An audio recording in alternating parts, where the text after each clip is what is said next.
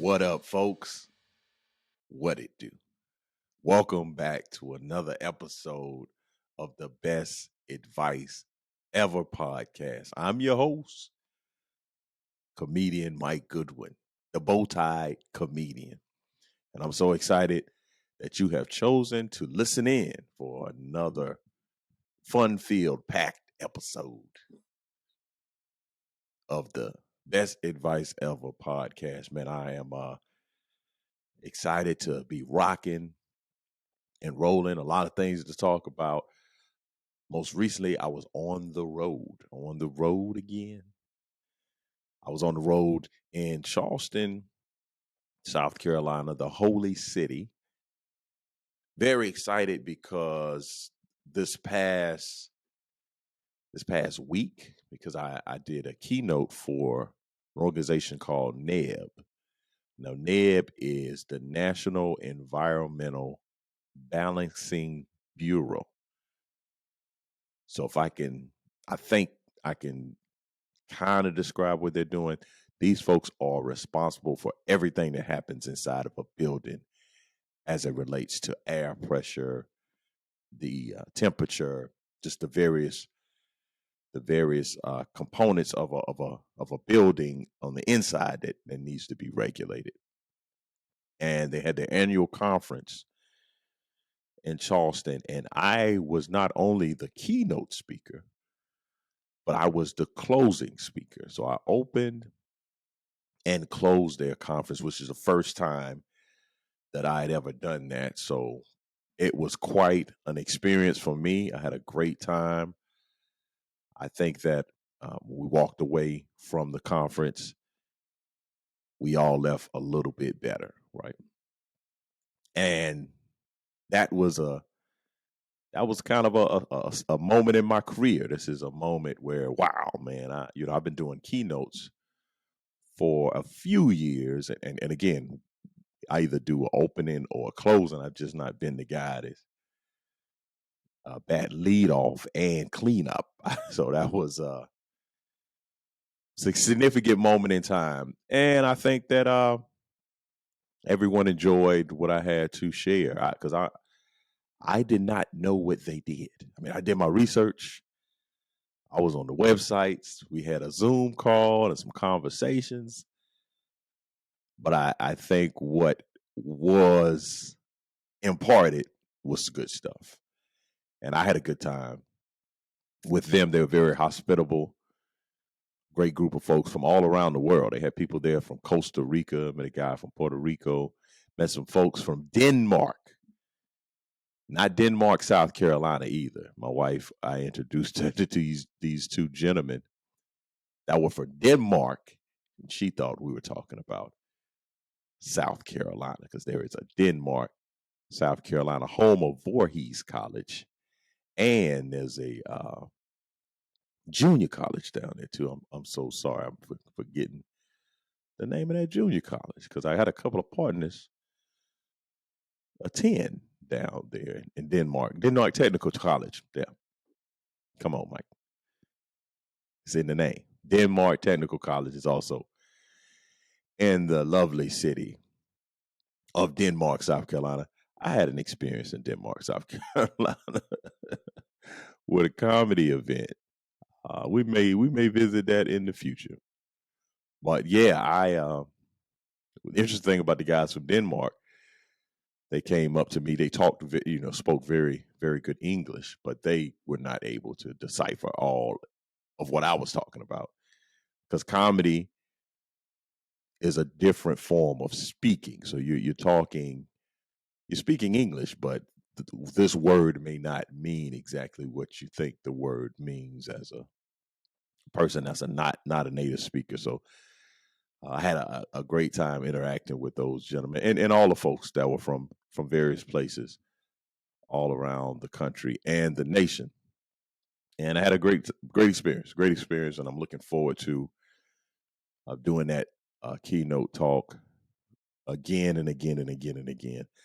And I did my signature leadership and laughter, but then I presented this idea that I had been working on for quite a while. It's called the championship culture. and I've been evaluating components of different cultures and what does it take to have a championship culture. So I think that will be very beneficial to folks, organizations, teams in the upcoming future as I do more and more speaking. But I had a great time. Matter of fact, I met a guy from upstate South Carolina, and we had a very great exchange. Had a little dinner. It was myself, this gentleman named Rodney, gentleman named Phil Emery. I call him Emery. This is one of the guys. You know, some folks, you know, former military folks, they like being called there by their last name. So it's not uncommon for you to meet someone who served, and if you call them by their last name, they kind of perk up a little bit. I think athletes are like that too. I think maybe football players, it's common for football players to be called by their last name, or they'll give you a nickname. So my nickname, my last name clearly is Goodwin, but in the military, if you take some form of Good or Goody, Goody was a pretty prevalent nickname that I had over the years. But Emery, I kept calling this gentleman. That wasn't his first name. That was his last name. So I think he got a kick out of it. But I was talking to a gentleman by the name of Rodney. Now, Rodney is a white dude. And so we had a great time talking about the name Rodney. Now, again, there's some people that always get bent out of shape anytime you bring up race. I don't see why we need to be talking about race. Why? People really feel the way that they feel about what race. And it's really, I think I may have said this before, but this has happened within the last 5 years or so. I've been talking about race my entire life. It's just what it is. But I was having this conversation with this gentleman, and this is I don't know his age, but he's a, older white gentleman by the name of Rodney. That's just not, I'm sure there's a number of white Rodneys or Caucasian Rodneys. I say white, so if you don't like he and white, that's what I say. Caucasian just seems a little ingenuine. It is ingenuine. It's white folks. No problem with white folks. So Rodney is a name that I know there's Rodney Dangerfield. Can't think about a whole lot of Rodneys, but the black Rodneys that are white, but a lot of black Rodneys. I know a lot of black Rodneys. I could just go down the list of, got a fraternity brother named Rodney, go to church with a brother named Rodney. Went to high school with a guy named Rodney. Rodney Gary's a photographer right now. A lot of black Rodneys, not many white not Rodneys. And so we had a good time having that conversation. And then I ran into another guy at the conference, white dude named Marcus. And again, man, I don't know where. I do know where. I think that what has happened as it relates to the people that kind of give me a lot of pushback, or just in general, are very uncomfortable talking about race. They see when race is often being discussed, it's discussed in a very divisive manner. It's discussed in a them versus us type of conversation. So when you ever hear Mike Goodwin talk about race, don't think of it as me talking about them and us. I'm talking about we. It's just some of us are white folks, some of us are black folks, some of us are Asian, some of us are Hispanic, and I'm all good with that. Like, I think that is the beauty of this human experience, culture, identity. But I do understand that some folks have not had very productive conversations around race.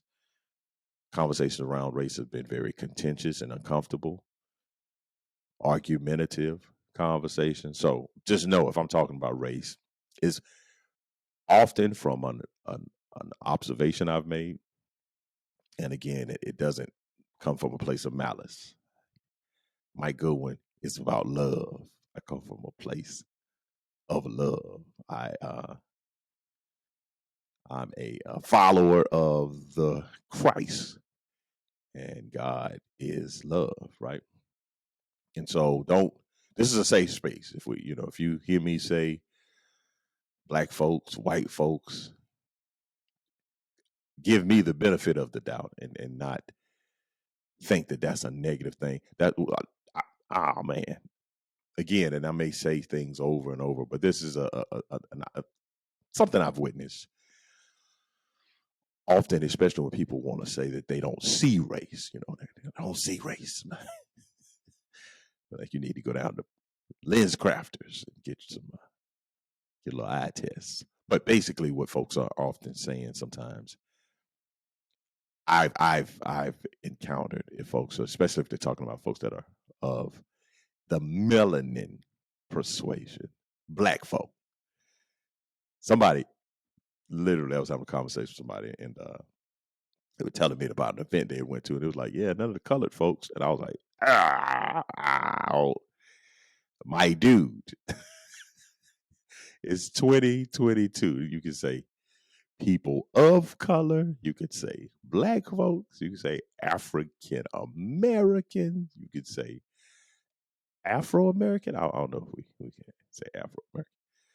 He didn't say Negro, so that was that was a win. That was a win. So yeah, maybe again, white folks, if you want to say colored, it's a lot of other options, but that's not the worst option. So it was just a little moment of okay, that's what we doing. Colored, colored folks, and my man meant nothing. He was sharing a conversation, and I was one time in this. I did this show in Wichita, Kansas, and this white dude came up to me, and you could just tell he just had the time of his life that night. And he said, "You are one of the funniest Negroes I have ever heard." I said, and I'm talking about he had no malice in his heart. He just, this man Riley was 70 plus. That was his time. That was his era. We was the Negroes back in that era. And he was so sincere. He was so sincere, man. But yeah. So I'm gonna talk about race, man. I'm a big old black dude from South Carolina, man. Get out of here. Talk about why is it always talking about race? Even there's a clip that I did. I talk about nicknames a lot. Well, not a lot, but I got a bit about nicknames. Black dudes, white dudes. And every night, I'm starting to think it's a bot because a person, this will happen like every couple of weeks. Somebody will get up and say, "This guy sucks. Get some material, black and white. That's played out." They don't say that's played out because that's something I would say. But that's the sentiment, right? And it's interesting to me when I see those comments because I'm like, but is it funny though? Understand the number one aim of comedy is to be funny. I might not be factually correct. My statistics may be off. My analysis may not be 100%. But the question you have to ask yourself when you listen to comedy is it funny? And sometimes I definitely will give a pass because some can be offensive and it can be inappropriate. But is it funny? And is it really funny? Because if it's really funny, let it slide, man. Now, it's one thing to not be funny and be offensive. I get that. But if it's funny, like if you typically not the person, man, I got so many stories I could tell about race. There's another story that happened one time with a comedian named John Chris. I'll probably say that because it's just once I start, it's not even the topic of the podcast. This is not the best racial advice ever. Podcast. I should do a spinoff. We should get a spinoff. But yeah, I was on the road, man. I was on the road and had a great experience. Had a great time with the NEB annual conference. Matter of fact, I've noticed because I've done a number of conferences. This is actually the second time. Well, that's the first time I hosted. That's the first time that I keynoted the opening and the closing. But I just recently did a conference, MomCon, for MOPS, and I was the host, so I was there the entire conference, which was different because I don't do a lot of hosting. I just do my stuff and I get on out of the way. And I think I'm actually hosting this upcoming weekend. I'm doing a child care Coachella. Coachella. I'll figure it out by the time it's. But that's in Houston. Shout out to my friend Brandy, mother Brandy Wood.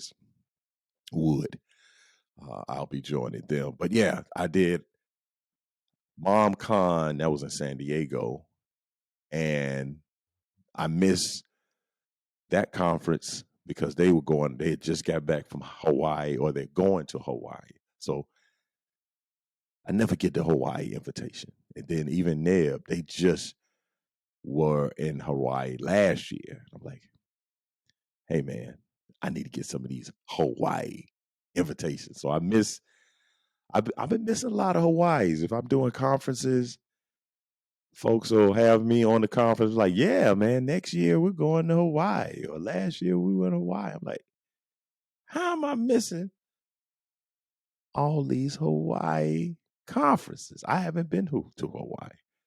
When I joined the Army, the first when I went, you go and talk to, it's not the recruiter, but it's the person that signs you up for your job. And the guy, when I went into his office, he said, yeah, man, I could send you to Hawaii. And I was like, oh, that's cool. I was like, what's the job though? He was like, infantry.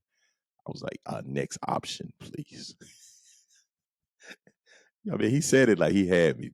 They got me pretty quickly, but I at least knew that, hey man, infantry, come on, man.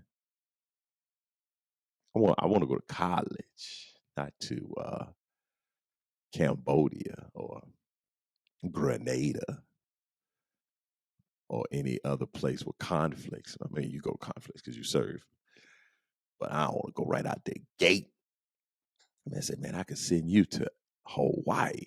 I was like, oh, that sounds cool. Yeah, you'll be an infantryman. Yeah, we'll see what else other options you got on your list, my man. Let's take a look at some other options. So yeah, man. Thank y'all again, folks with NEB. Had a wonderful experience, had a wonderful time, and I can't wait to keynote an event for them in the future. All right, folks. Now, for the best advice ever. It's really kind of a twofer. I'm going to do 2 for 1 type scenario. So, the best advice ever that I want to share is work smarter, not harder. But I heard a family member say this one time, and the family member said, you should never be both tired and hungry. You should either be tired or hungry, but never both. And I was like, what? He said, yeah, man, you should never be hungry and tired. Or tired and hungry. I think, yes, he said tired and hungry. So that ties into work smarter, not harder. So basically, with that little riddle meant of you should never be tired and hungry, it means if you're tired, you've worked. And if you've worked, you should have gotten some money. I hate saying should. My counselor said that it's not a good word to be using. But if you are tired, that often means that you've worked. And when you work, you are entitled, or you typically receive compensation. So if you receive compensation, you should go buy something to eat. Then this person said, if you're hungry, That means you have energy to work and you can make money. And then you should, not should, but you can go and buy something to eat. So work hard, work smarter, not harder. That's the best advice ever. And what I mean, and I think oftentimes when that advice has been communicated, it's really take into account what you're doing and are you doing it the best. The Bible talks about, nobody, no, a warrior didn't go into war without counting up the cost. You got to evaluate, hey, I want to get this done, but what is it going to take? And the idea of working harder versus working smarter versus working harder is like if you're thinking about a run, right? And a run, you may say, hey, I'm going to just run faster. I'm just going to put more effort into my run, but your technique may not be great. You may not even have the best equipment. Like it's one thing to run faster in Stacey Adams than it is to run faster in hookahs or hokas. Those are my running shoes of choice. HOKA. They are like tanks for your feet, but very comfortable. So you don't feel the road beating your feet up. But if you're running in Stacey Adams, those are not designed for you to run in. So you can run as hard as you want to, but you're not going to get optimal results. So work smarter, not harder. Look at ways to delegate. There's this fallacy that if you want something right, you gotta do it yourself. No, you gotta just ask someone else to do it who you have been asking that was doing it wrong. You get one person to do something the way you didn't want it. You're like, see, guess I just have to do it myself. No, you don't. You can find another person that does it the way that you would like it done. But that's not how we operate.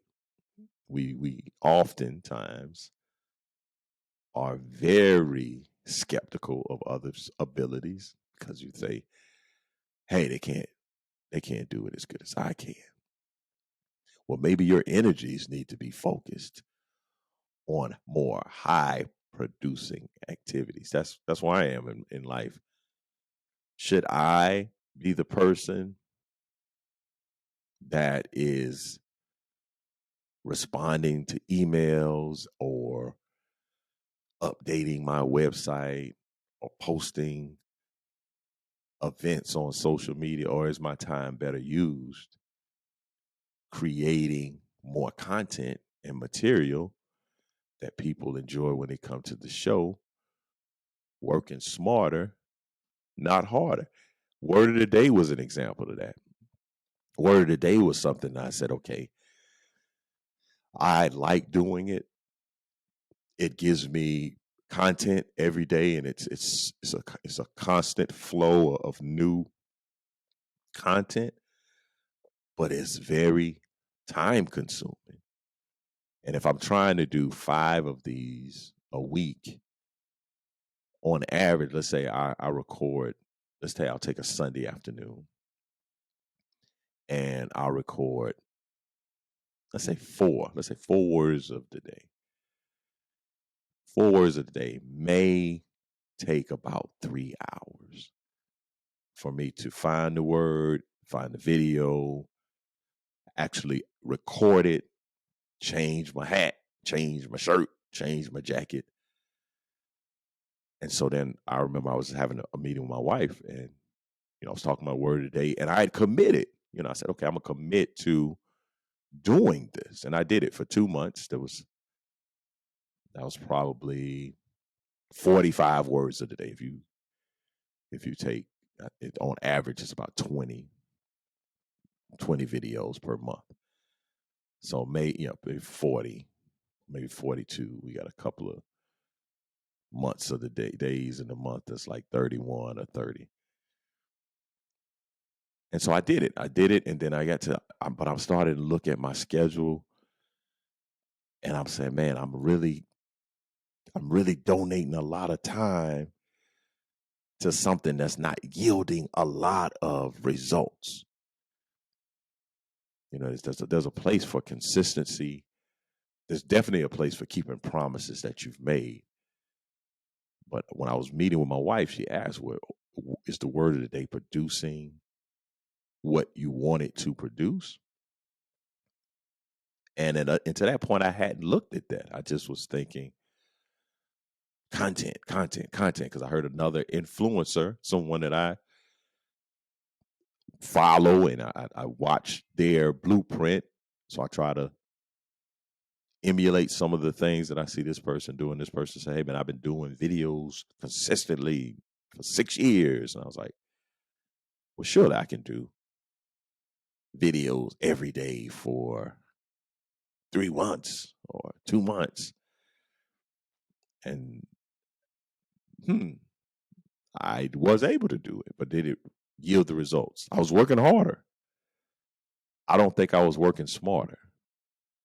And so I found myself under a lot of kind of stress and pressure because I would get to the office, I would record these words of the days, but I still had to do a podcast. I still had to go over material for upcoming comedy shows. I still had to put together a set for an open mic. There were still so many other things that required my attention, but I'm doing word of the day. And word of the day, that's not replacing my set. Like, I can't take word of the day and play it at a keynote. I can't take word of the day and help folks improve their speech writing and add comedy to it. And then it wasn't also a situation where I was pouring into myself. I was just producing content. One of the things I've realized about myself, I need to continuously be replenishing. And so word of the day became an example of something that I was working harder, but I wasn't working smarter. And so I've decided to put it on pause. I've not eliminated it. I'm not going to revisit it, but I think that there's a smarter way for me to do it. Maybe the way is for me to record 20 and have them in the can. So when I come into January, we can go and I'll record maybe 60 at one time or 60 by this particular date.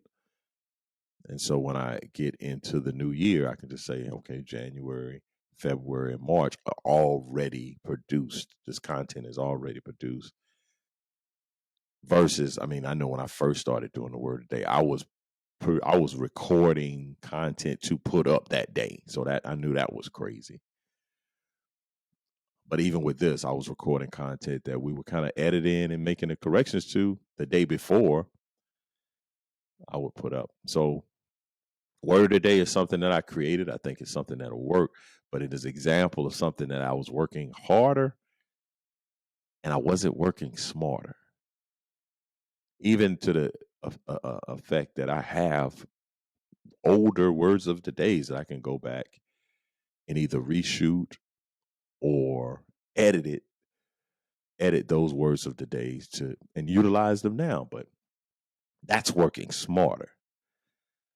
I was intent on working harder. So I think it's important that you work smarter, not harder. And if you are in a position where you are tired and hungry, you're not doing something correctly. And that's what I was doing with the word today. Here I am. I'm tired and I'm hungry. And it's like, hey, you're not utilizing the money or the capital that you've amassed to make things easier. There may even be an opportunity for me to say, okay, let's identify some videos, and then let's have some words that I already have. There's just, you got to constantly tweak the formula.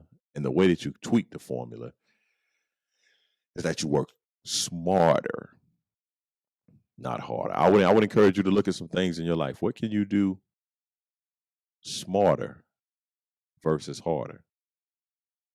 Is it your workout? Can you just put your clothes out the night before? Can you go ahead and sign up for some courses, classes? You pay this particular amount.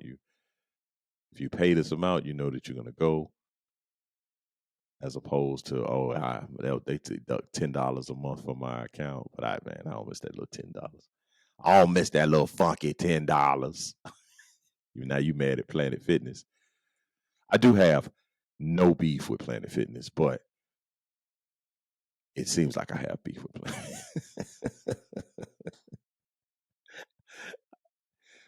I don't know, man. Planet Fitness. I'm glad I think they got rid of the lunk alert. If somebody was in there like lifting weights, like a person that should lift weights, they play this alarm, this alert. Those are kind of gyms I like. I like the gyms where people are throwing weights and slamming stuff and acting a fool, as my grandmother would say. I like those type of gyms. I want to be a part of those gyms. I want to be in the screaming, yelling gym. Sign me up. But hopefully there's an opportunity for you to see in your life opportunities, places for you to work smarter, not harder. Can you meal prep as opposed to just picking up something quick? Hey, man, I don't want to get out of the zone. I was just recently talking to somebody, and they was saying that as it relates to their diet, they get into these workflows, and they don't want to break the flow, so they go somewhere quickly, get fast food, some cheap, some quick, so that they can stay in the flow. But if they work smarter, they would be able to meal prep, had that meal ready while they're in the flow, throw it in the microwave, warm it up, knock it down, keep it moving. Maybe software. There's definitely software out there. Invest. But oftentimes when folks say, if I want it done right, I'm going to do it myself, those are the folks that are overwhelmed. And those are also the folks that don't want to spend money. Stop being cheap and spend that money. Folks say, I can't afford to do it. Well, I say you can't afford not to do it.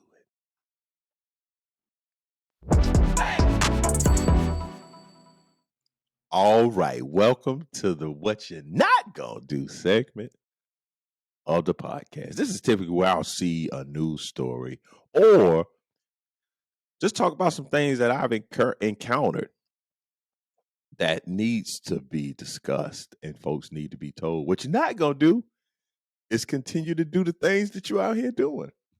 So I saw this story. This is a sad story. This is not a funny story. Well, I mean, it's not funny if you're involved with it. I'll read it. You can tell. This happened in Indiana. Crown Point. A 5th grade teacher was charged with felony intimidation after authorities say she told a child she had a kill list of students and staff. They say she's agreed to stay away from the school. A kill list, ma'am. What you're not going to do is terrify a 5th grader in that manner. Now, you can terrify a 5th grader by just saying boo. You could do that. You could tell them the boogeyman gonna get them. You could do that. But a kill list? And then I'm sure if she's telling this particular student, is it a she? Because I said she. I don't know. Yeah. This particular student, you gotta believe that she told them that their name is it's a high probability that your name is on the list, little Johnny. That's little Johnny is a person that always get calls out. And I got a buddy named Johnny. He's like, man, why is everybody always using little Johnny when things aren't well. Because little Johnny out here on the kill list. That's why. Of students and staff, hey, come on. You cannot, yeah, you can't come to the school anymore. We're gonna need you to we'll need you to be virtual. You're gonna do virtual school. E-learning. That's I'm gonna put you over the prison learning curriculum. That's what would be a good place for you to be the dean of penile learning. That'd be a nice stop for this woman in Indiana. I saw this story. This was very interesting. It's another what you're not gonna do. This is in Arkansas, Fort Smith. It says if recreational marijuana, marijuana is how I say it. If recreational marijuana, it's just some words that I'm going to say incorrectly because it's funny. Marijuana's by it, okay. If recreational marijuana is approved in the state on Tuesday, the price of chicken in grocery stores will go up. Opponents of issue 4 states, citing safety concerns for workers, an increase in insurance costs, higher costs of chicken in stores. The Poultry Federation of Arkansas announced opposition to issue to to issue 4, the proposal to legalize recreational marijuana. Look here, man.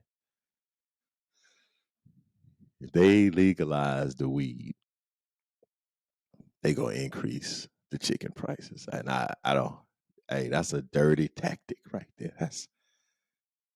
That's a don't increase the chicken prices, man. Keep the chicken low. I don't have a a chicken in this fight. I was gonna say the other word, a gamecock in this fight. I don't have a chicken in this fight. But man, I would if I was in that state, I would like for those chicken prices to stay low, man. Don't what in the world does marijuana legalization have to do with the chickens, huh?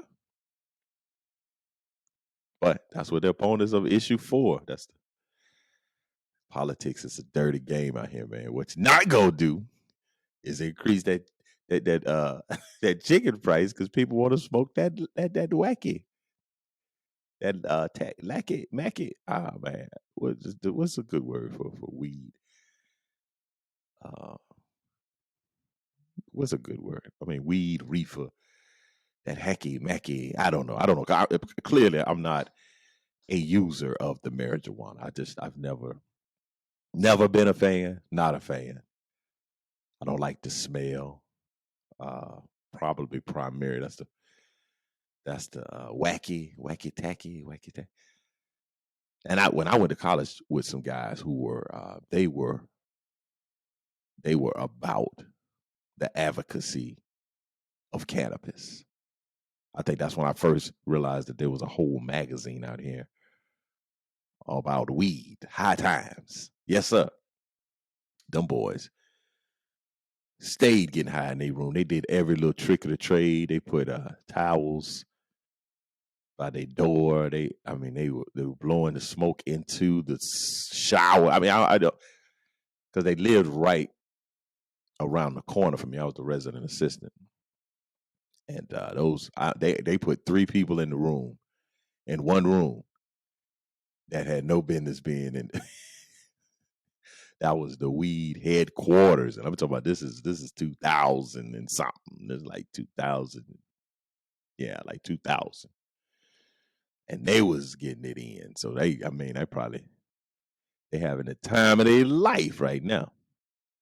But yeah, I don't know what the chicken prices increasing have to do with the legalization of marijuana, but it does in Arkansas. So what you're not gonna do is not be up to date on the issues that concern your world.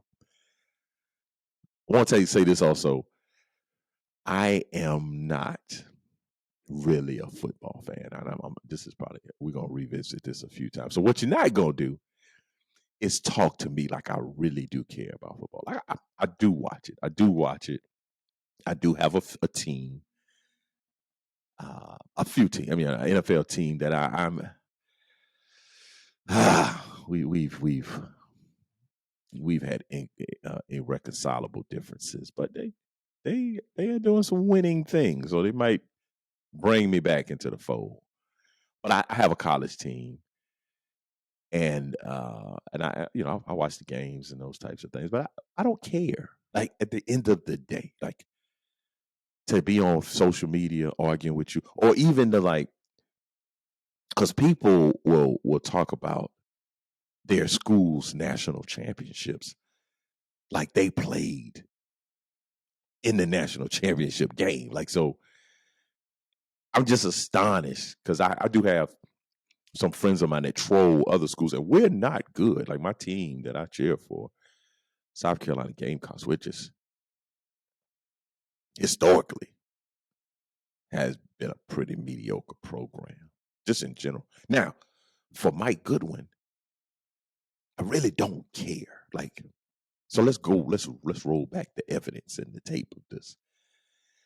I went to a college that did not have a football team. So guess who did not care about football?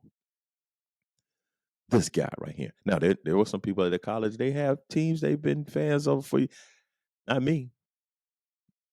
Didn't really care. Matter of fact, my first actual college game I went to was when I was a student at Lander. I went with, at the time, the physical therapist, director of like sports medicine at the school, and one of the basketball coaches. Went down to Columbia, went to a game. This was probably my senior year.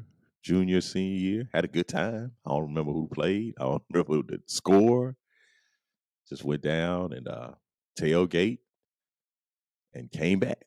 Now, when I got to graduate school, because I went to graduate school at the University of South Carolina, and I went to South Carolina when the Gamecocks were a 0-11. Like they won no games the year before I came to graduate school. So when I came to graduate school, they broke that losing streak. A 0-11.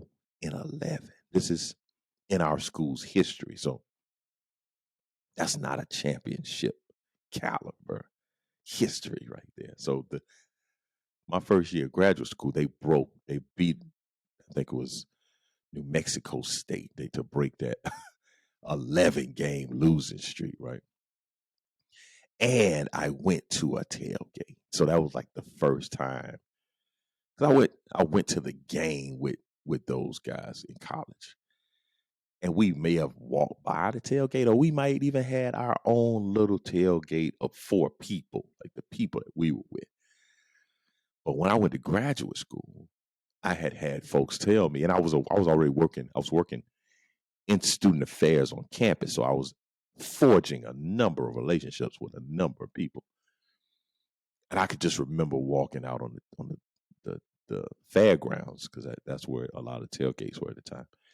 And people just were like, "Mike, what's up, man? Come on." So I would go to this tailgate, and they would have delicious foods and libations. Then I would go to somebody else's tailgate, and they would have a full screen television and a generator, and they would be throwing a football, and they had the little game. What's the game that they played the championship here in Rock Hill? Cornhole. I can never remember cornhole, but they were playing cornhole, and I was obsessed. It got me. The bug bit me. I was all about this SEC college football. So 20 years ago, yeah, it's about 20 years now, because I went to graduate school in 21, not 21, 01. That's when I started watching college football. So like that's half of my life. I spent no time caring about college football at all. But now I do. I mean, I don't necessarily care, but I watch. I do watch SEC football, and what I do care about is some of the names of the athletes that play. There's a guy that plays at Alabama. My dude's name is Kool-Aid McKinstry. I think that's his full name. His real name is JaQuincy. I think I'm saying that correctly. JaQuincy. But his name, if you were to go to Alabama's website, go to the football roster, my man has Kool-Aid for his name. Even if you see him on television, because he return kicks sometimes, and you'll see they'll have the name in the lower thirds. I think I'm saying that correctly. My man got Kool-Aid in his name. And what's dope, he has a name, image, and likeness deal with Kool-Aid, because he spells it Koolaid.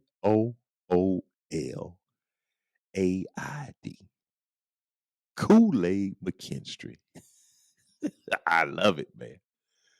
This dude, for the rest of his life, is going to be known as Kool-Aid. Now, if you told me there's a player that plays on Alabama's football team named Kool-Aid, you would not think that was a white person. So I don't be understanding how people don't want to talk about race. Hey, man, thank y'all so much for tuning in to another episode of the Best Advice Ever podcast. I did not have Ask the Bowtie question today, but if you want to send in a question, just email us at info@comedianmikegoodwin.com, and I'll do my best to answer your question. If you want to follow me on social media, you can find me at Bowtie Comedy on Instagram and Twitter. On Facebook, I'm at Comedian Mike Goodwin. Same is true, YouTube, Comedian Mike Goodwin. Or you can just go to my website, mikegoodwin.com. Please rate this podcast. Please tell people about it. Please subscribe. Let folks know. Every Wednesday, we're dropping a new episode. So thank you so much for tuning in. I've been your host with the most. It's your boy, Mike Goodwin. Peace.